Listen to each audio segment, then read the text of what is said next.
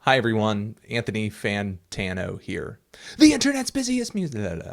And it's time for a quick review of the new Daftside album, Random Access Memories.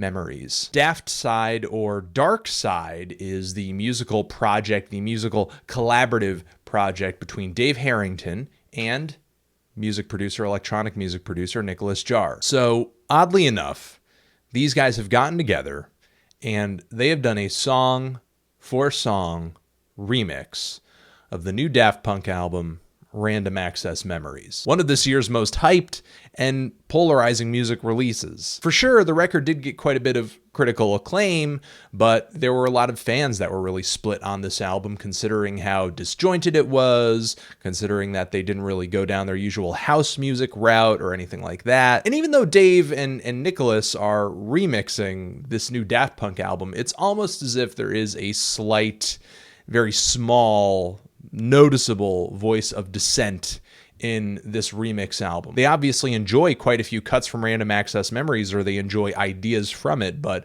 I don't know if this album feels celebratory or anything like that. For one, there are some songs on here like Game of Love and Beyond that really do maintain a lot of the musical characteristics of the tracks that are being remixed. Maybe they adjust the speed of the songs a little bit, but the bass lines and the rhythm guitars throughout these tracks are pretty as is in terms of how they feel, how they sound, the grooves that they're playing. Not to say that the songs are untouched or anything like that. Dave and Nicolas really transformed these songs, which were very disco influenced and not overtly electronic at all, into tracks that are just skeletal, straightforward, very effective micro house tunes. On the other hand, songs like Get Lucky and Give Life Back to Music, especially the latter of those two, undergo some serious transformations. Give Life Back to Music has an incredibly noisy, rickety drum beat that is sharp with the recording, the equalization of the drum sounds is just really... There's a lot of treble. There's all these metallic clangs and tones inside of the beat as well. And the guitars and the vocals are just hanging very murky-like behind all of these noisy percussive sounds. The song Get Lucky, though, is much darker than its original. The pop of this song, the pop element of the song is sucked right out of the equation. And instead some weirder,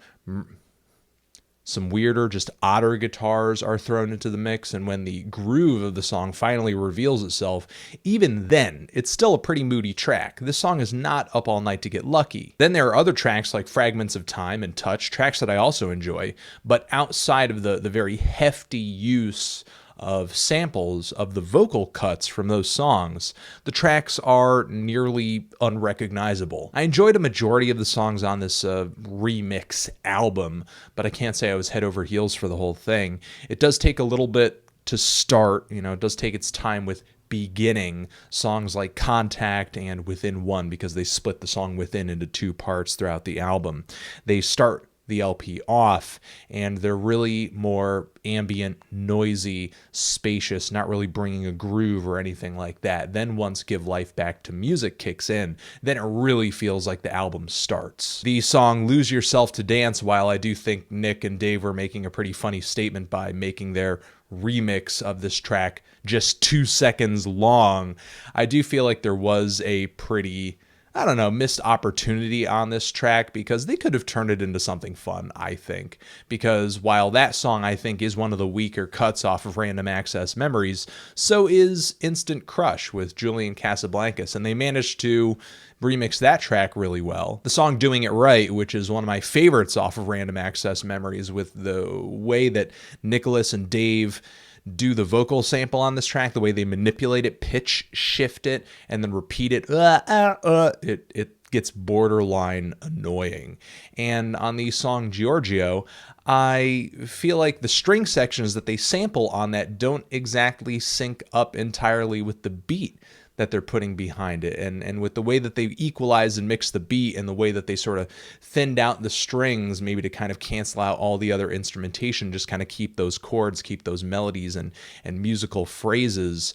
there's definitely some kind of distance. There's a real lack of connection between the strings that they're trying to sample and the beat. Overall, I thought this was a fun listen. It's something that I see myself returning to, definitely. Yeah, because I am a Nicolas Jaar fan. I love the dude's production. I love his approach to creating electronic music, and for sure that shows up in a really big way on this album. But maybe this LP too, even if you're not a Nicolas Jaar fan, might appeal to you a bit more than what Daft Punk actually did, considering how split some fans were on this album. Even if it is micro house and it's not hard hitting, it's not banging, it's not really poppy and catchy and just burning, it is more house oriented than Random Access Memories is. Give it a listen.